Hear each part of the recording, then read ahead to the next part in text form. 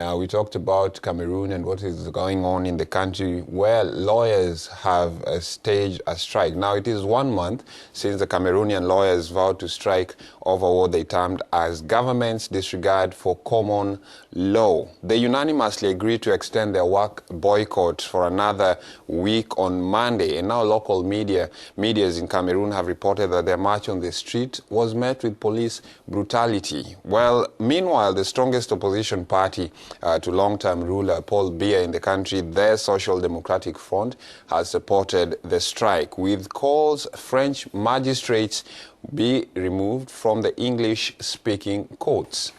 Well, the English-speaking lawyers are protesting against the absence in their country of an English version of the common law, a plethora of legislation. Note that Cameroon has two official languages, French and English. Since the beginning of these claims, the lawyers have been absent from all the courts in the northwest and the southwest regions, which are majorly Anglophone regions of the country, a situation that has disrupted the proceedings of some trials. To better understand the claims of these lawyers, we speak this morning to one of them, Harmony Bobga. Hello, sir.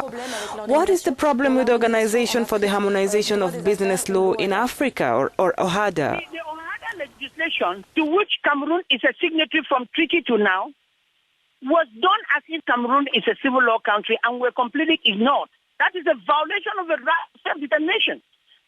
And we have said even the minimum of translating those laws into English is not something we need to be asking for. We don't need to be apologetic about it. And up to now, nothing has been done. And the minister is telling us that they had paid a company to do it, and the company did a poor job. And when they rejected it, the company took them to court and won, which shows that there is total dysfunction in the Ministry of Justice. That even gave us a basis to recommend in our last communique that the head of state should sack that minister because he is of disservice to the government. And what exactly are the difficulties Anglophone lawyers are facing? Since 1972, there has been a progressive and inexplicable illegal and illegitimate erosion of common law. And in its place, they have been replacing it with the French civil law, as if we are a conquered people. We have been complaining year after year. This time around, we saw that if we do not take some other extra action rather than just writing to the competent authorities, we will find ourselves swallowed someday.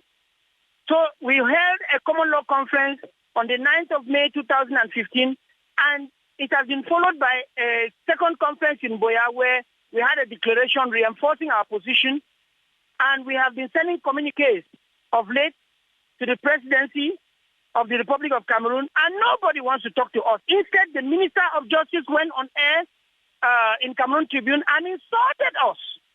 And we were thoroughly embarrassed because the Minister of Justice is our minister, and he's supposed to protect us.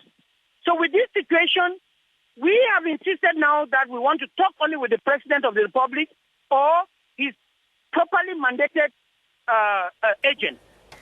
A last question. What's going to be your strategy if nothing changes? We filed a petition in the Constitutional Council for this matter to be looked into. So we have exhausted all negotiations with the executive and the legislature because we went to the National Assembly and to the Senate. Now that they have not answered us, we are relying on the Constitutional Council for a determination of the question whether there is an act of union between West Cameroon and East Cameroon. If they don't act in our favor, what is going to happen is that we will be able now to proceed to the international jurisdictions like the African Commission for Human and People's Rights, the Human Rights Commission. We are going to seize the international community because these are grave abuses of human rights that the international community cannot fold its arms and allow us to be brutalized in our land.